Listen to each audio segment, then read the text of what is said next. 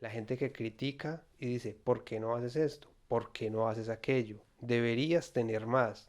Si tú trabajas tanto, ¿por qué no ganas más? Bien sûr, la société où va aussi, c'est l'ambition, l'ambition, l'ambition, les études, l'ambition, l'ambition, l'ambition, les études. Que si estudias medicina tienes más éxito. Si estudias una ingeniería eres más exitoso. Faut bien travailler à l'école pour avoir un bon métier. Enfin, je pense que dès petit, de cette manière, on met la pression aux enfants, tu vois. Que te dice que debes sacar buenas notas en la institución, en el colegio.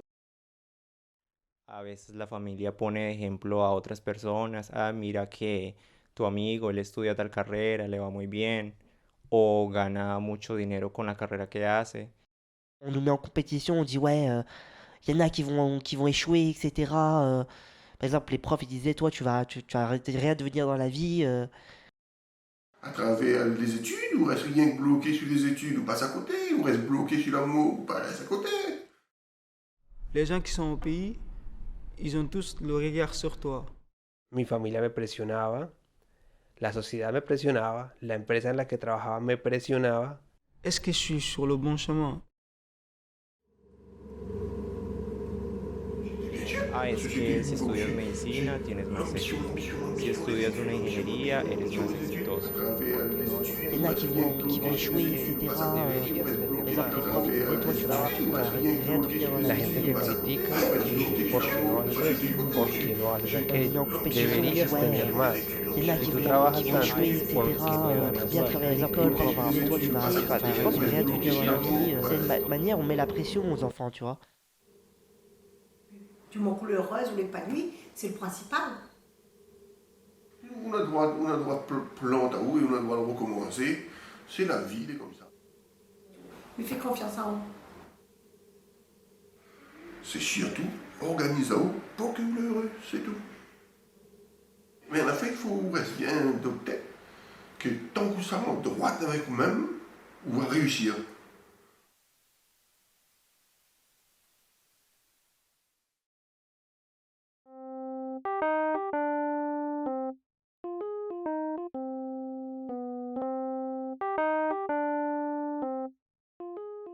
Moi, dans la question, il y a le mot inculquer. Et avec Lola ici présente, ben, j'ai pas le sentiment d'avoir inculqué quoi que ce soit. C'est ce que je pensais aussi. Et ça rejoint ta dernière Alors, phrase, voilà. tu vois. C'est une grande chance, hein, je pense. On a de la chance de s'être rencontrés, hein, parce que franchement, je sais pas, moi j'ai jamais rien inculqué. Alors après, je sais pas si on est les mieux placés pour parler de ce qui a été transmis, mais c'est On a transmis, hein, c'est pas pour ça que. Oui, mais par transmis, imprégnation. c'est par imprégnation. Et puis parce que je pense que à la base, elle est comme ça, Lola, de toute façon. Donc en fait, les valeurs que peut-être on a transmises par modèle ou par imprégnation, elle les avait, je pense qu'elle les avait déjà depuis le début. Et que en fait tout ça s'est révélé naturellement.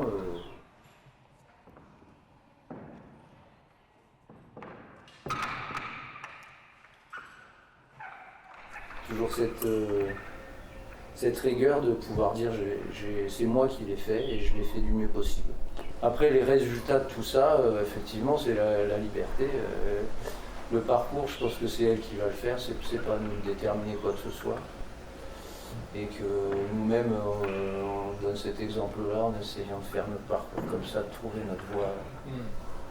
Ça pousse comme ça, elle va faire pareil, hein, et puis elle va trouver sa voie elle-même, sachant qu'elle a le respect des autres, elle a le respect d'elle-même, elle a le sens de la famille, elle a l'écoute, elle a le sens du travail bien fait. Avec ça, le chemin est tracé.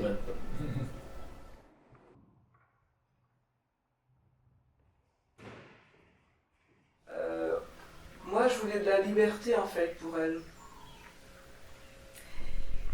Et malgré tout, la liberté, c'est pas facile. Parce que dans nos histoires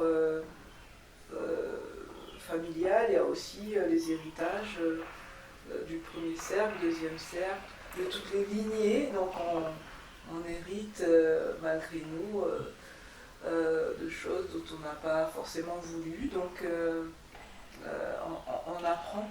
Là aussi, on a appris à détecter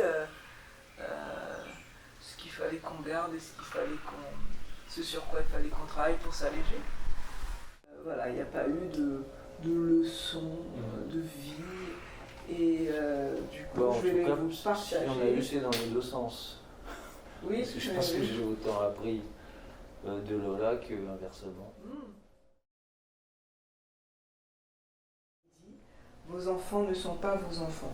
Ils sont les fils et les filles de l'appel de la vie à elle-même. Ils viennent à travers vous, mais non de vous. Et bien qu'ils soient avec vous, ils ne vous appartiennent pas.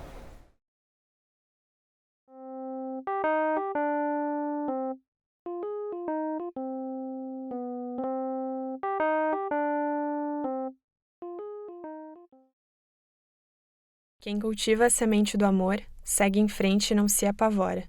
Isso é o que diz a música da minha mãe, a mulher mais forte que eu conheço. Não teria outra para representá-la melhor.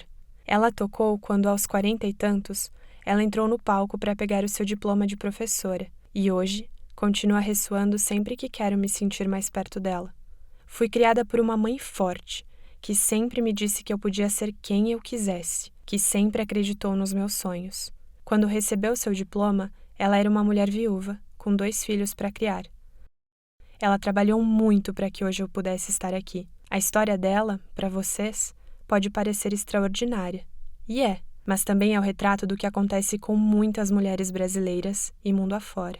Minha mãe me criou para que eu entendesse que eu não precisava ter a mesma trajetória que ela. E mesmo assim, ainda me deparo com desafios que anos depois continuam se apresentando apenas porque sou mulher. Mais je commence à me demander si je dois me forcer à incarner cette femme super puissante, essayant de tout gérer en même temps. J'en peux plus de toute cette pression. Il y a toujours ce côté de chercher plus, tu vois, d'essayer d'avoir vraiment le plus possible de compétences de mon côté pour montrer que je peux faire ce que je veux et que je suis douée pour faire les choses. J'ai toujours bien aimé ce côté d'action du journalisme.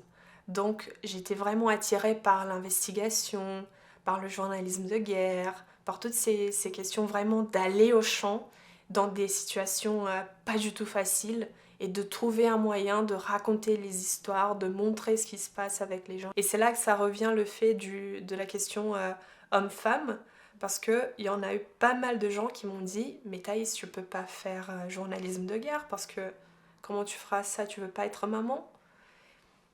Et c'était pas une question que mes collègues hommes avaient à répondre. Ma mère m'a toujours dit qu'elle voyait sa présence comme un nid dans lequel nous, ces petits oiseaux, pouvions toujours nous réfugier, tout en gardant à l'esprit qu'à un moment donné, elle nous verrait partir pour le monde. Elle m'a appris que je pouvais faire absolument tout ce que je voulais, que je pouvais occuper n'importe quelle place dans ce monde. À quel moment ai-je donc commencé à croire davantage à ce qu'on m'imposait qu'à ce qu'elle m'enseignait ? Qu'est-ce qui m'a imposé ce choix entre avoir une carrière ou une vie personnelle épanouie ? Je pense que je me suis tellement dit que c'est l'âge de foncer et de tout faire pour après me reposer que j'ai dépassé les limites et maintenant j'arrive pas très bien à revenir en arrière. Je me pose ces questions depuis un moment. Je me suis tellement concentrée sur l'accomplissement de mes objectifs et sur le fait de vouloir toujours être la meilleure que j'ai oublié que ma vie personnelle compte aussi. L'atmosphère en France a remis certaines choses en question. Être ici m'a toujours rassurée, m'a toujours fait ralentir. En passant du temps ici, j'avais la conviction que tout se mettrait en place. Maintenant que j'ai grandi et que tout a changé, je vois les choses sous un nouvel angle. Je n'ai plus les mêmes doutes qu'à 19 ans alors que j'entrais à l'université. Ils ont cédé la place à d'autres, qui parfois me font tout autant souffrir. Mais en ce moment, ce dont j'essaye de me souvenir, c'est que tout a fonctionné jusqu'à présent et que je suis tout à fait capable d'atteindre mes nouveaux objectifs. Et si jamais ça se passe mal, j'aurai toujours mon nid qui m'attend de l'autre côté de l'océan.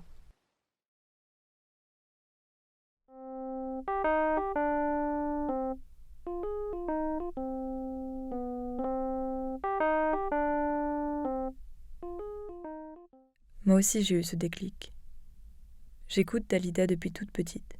Je l'ai vu un jour, sur grand écran au rayon disque de la Fnac.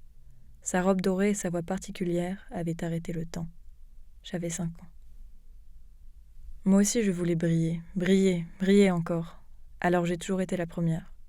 À l'école, puis à l'escrime, super compétitive. Parcours d'excellence, stress d'excellence, prépa littéraire. Je repense à Dalida. Elle ne vivait que par le succès, au point où on lui refusait la mort, alors même que sa vie privée n'était qu'une perpétuelle tragédie. Le Covid frappe. Encore un cas de conscience. Je dois fuir. Je pars, loin. Je change de priorité. Retrouver mon amour aux États-Unis et faire des films.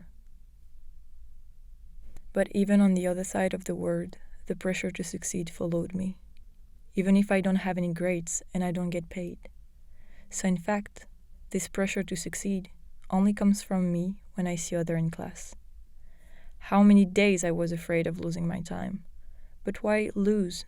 Time doesn't fade away when you're not in class.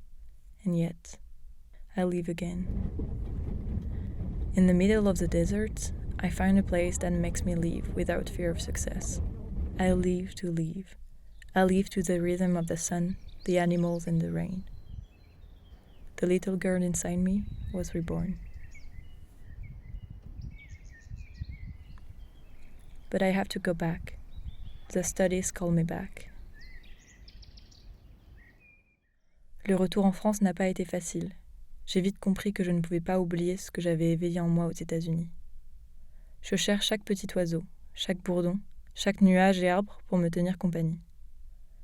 Mais je ne trouve que du béton, partout, toujours, et du bruit. Mais bien au fond de moi, comme une graine qui pousse dans une faille de l'asphalte, un besoin essentiel de m'écouter a fleuri. Ce jardin intérieur me rappelle la nécessité de respecter mon besoin de connexion avec le monde sensible. Il m'a fait réaliser qu'au fond, la réussite est bien plus personnelle et interne que ce que la société virtuelle peut nous faire croire. Il suffit d'écouter là, tout au fond, la petite voix en nous que l'on fait souvent taire. Car au final, elle sait bien mieux que la société ce qu'il nous faut pour être heureux.